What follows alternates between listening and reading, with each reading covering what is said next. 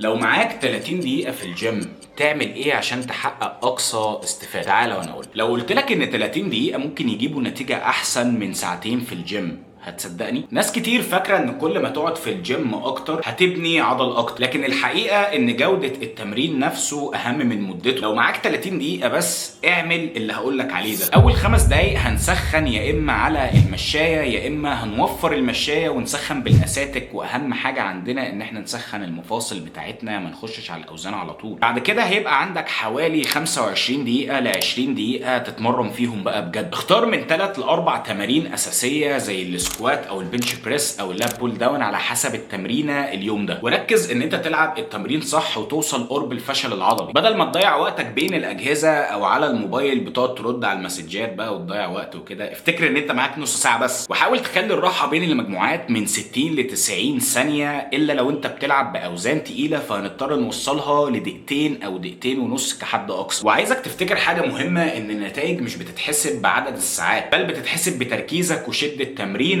واستمراريتك. وطبعا انت مش بيبقى معاك كل يوم ان انت تتمرن نص ساعه، ده كده بيكون يوم استثنائي ما بين كل ايام الاسبوع. فحاول بقدر الامكان لو انت هتتمرن نص ساعه في اليوم حاول تلعب التمارين الاساسيه اللي احنا قلنا عليها حسب جدولك. هتختار تمرينه اساسيه من كل عضله انت بتتمرنها. لو انت من الناس اللي مش عارف تنظم تمرينك او محتار تتمرن ايه وكل شويه تبدا وتوقف، فانا بقدم اونلاين كوتشنج ببرنامج تدريبي وتغذيه متفصل على حسب هدف، مع متابعه مستمره وتعديل للخطه اول باول حسب تطورك، عشان تستفيد من كل دقيقه في الجيم حتى لو معاك 30 دقيقه بس. اكتب لي في الكومنتات انت بتقعد كام دقيقه في الجيم، وهل بتحس انك مستغل وقتك صح ولا لا.